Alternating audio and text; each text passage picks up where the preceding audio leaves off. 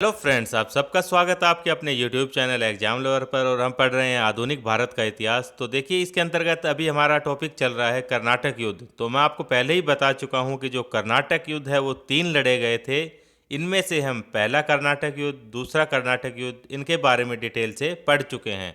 आज का जो हमारा टॉपिक रहेगा वो है तृतीय कर्नाटक युद्ध, जिसको कि हम वांडीवास के युद्ध के नाम से भी जानते हैं। तृतीय कर्नाटक युद्ध के दौरान ही ये वांडीवास का युद्ध लड़ा गया था। और ये जो युद्ध है ये देखिए फ्रांसीसी और अंग्रेजों के बीच में लड़ा गया था। और जो ये वांडीवास का युद्ध है ये बहुत ही निर्णायक युद्ध था भारत के इतिहास के अंदर।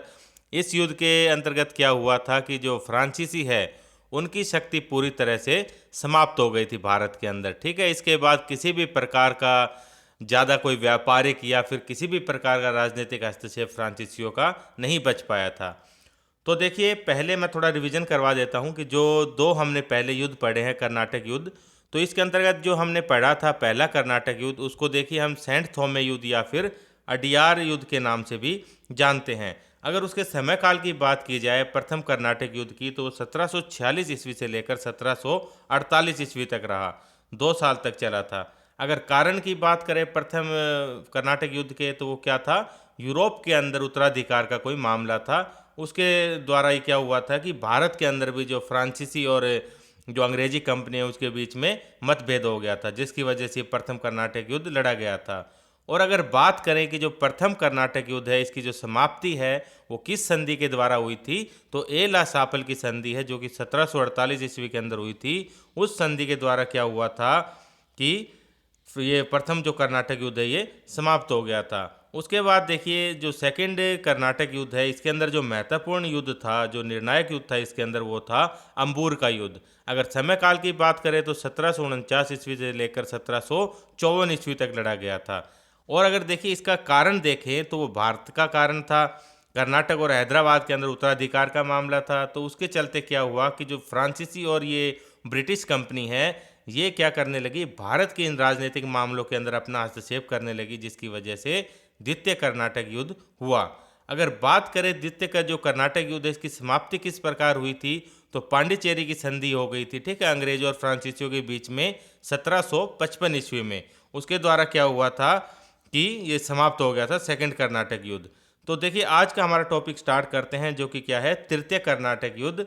और अगर इसके समय काल की बात करें तो 1758 ईस्वी से लेकर 1763 ईस्वी तक चला था। ये देखिए 7 साल तक चला था ये युद्ध, इसलिए इसको सप्तवर्षीय युद्ध भी कहते हैं।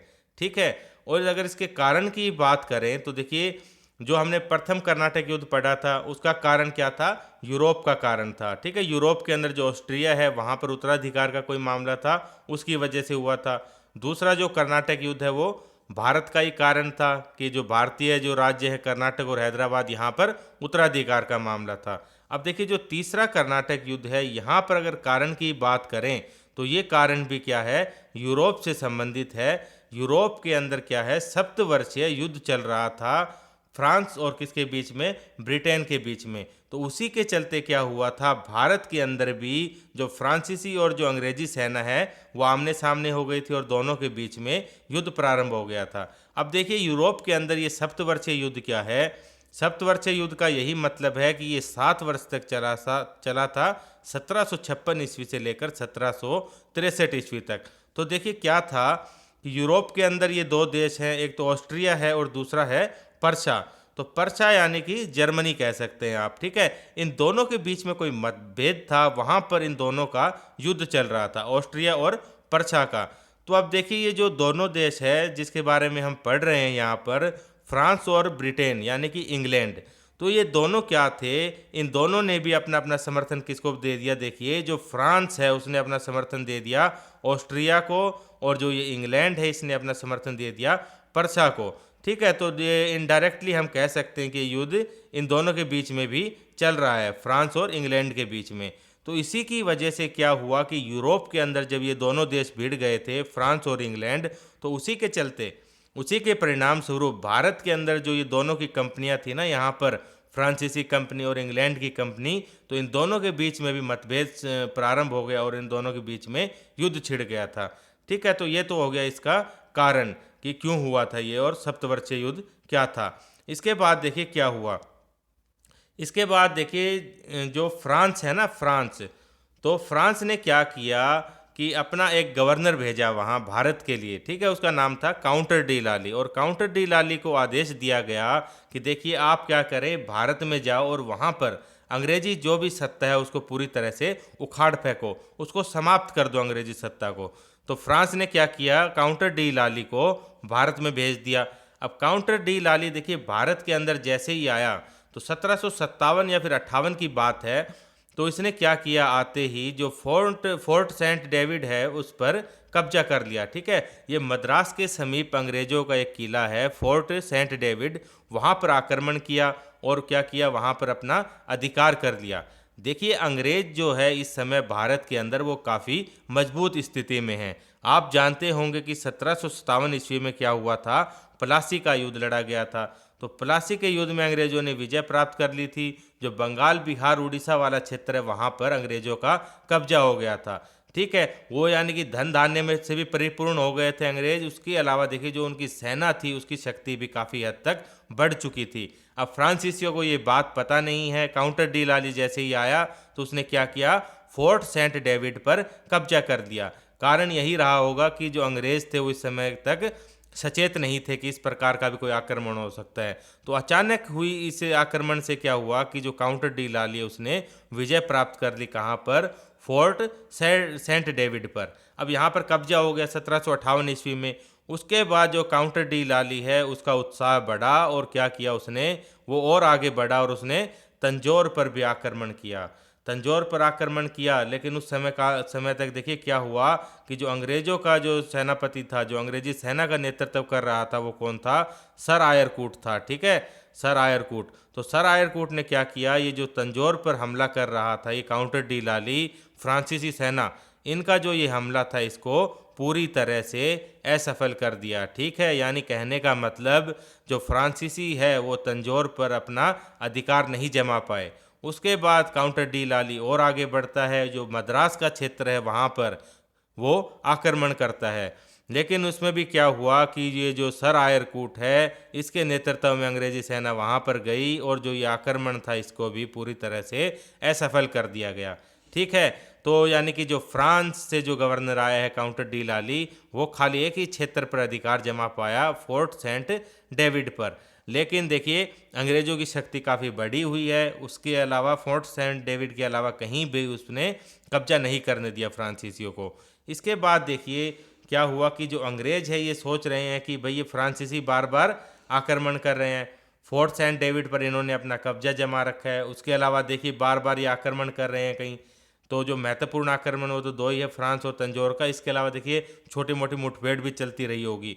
तो ये देखकर अंग्रेजों ने सोचा कभी ये तंजौर पर आक्रमण करते हैं, कभी ये मद्रास पर आक्रमण करते हैं, कुछ ऐसा करो कि इनकी एक ही बार में शक्ति समाप्त करो, इनका खात्मा कर दो यहाँ से। उसके बाद देखिए क्या होता है, अंग्रेजी जो सेना है वो क्या करती है, फ्रांसीसियों पर आक्रमण करती है। और ये जो आक्रमण किया गया इसको ही क्या बोलते हैं, वांडीवास का युद्ध बोलते हैं। और देखिए कब किया गया था ये, 1760 ईस्वी के अंदर। तो बढ़ते हैं आगे और देखते हैं वांडीवास का युद्ध।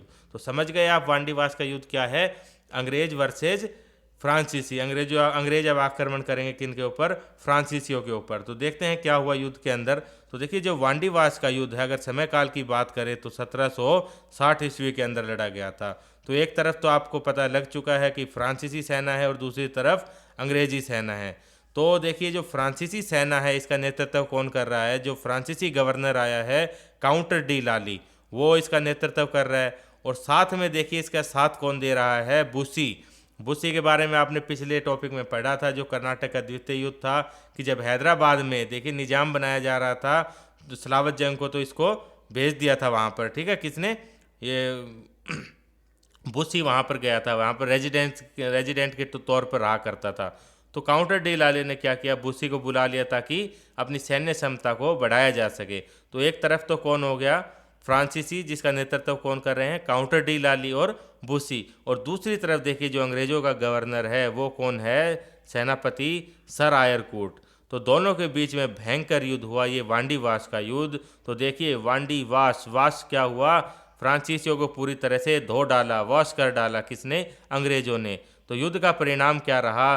परिणाम आप देख सकते हैं कि जो अंग्रेजी सेना है वो पूरी तरह से विजित हो गई, और अंग्रेज़ों ने ये अपना अभियान यही नहीं रोका। देखिए उसके बाद वो आगे भी बढ़ते गए। 1761 ईस्वी में क्या किया, जो अंग्रेज है उन्होंने पांडिचेरी पर आक्रमण किया और पांडिचेरी को छीन लिया फ्रांसीसियों से। ठीक है, तो पांडिचेरी पर अपना अधिकार कर लिया। उसके बाद अंग्रेज और आगे बढ़े। उन्होंने देखिए जो माहे हैं, कराईकल है, ठीक है, पांडिचेरी के ही डिस्ट्रिक्ट है, तो माहे, कराईकल, उसके अलावा जिंजी पर अपना अधिकार कर लिया। फ्रांसीसियों की देखिए जहाँ पर भी बस्तियाँ थी वहाँ पर पूरी तरह से अधिकार कर लिया। तो कह सकते हैं कि जो वांडीवास का युद्ध है जो कि 1760 में लड़ा गया, उसका परिणाम क्या निकला कि अंग्रेजों ने क्या किया, फ्रांसीसियों को बुरी तरह से पराजित कर दिया था, और फ्रांसीसियों की पूर्णतया पराजय हो गई थी, और भारत के अंदर जो फ्रांसीसी शक्ति है वो पूरी तरह से समाप्त हो गई थी।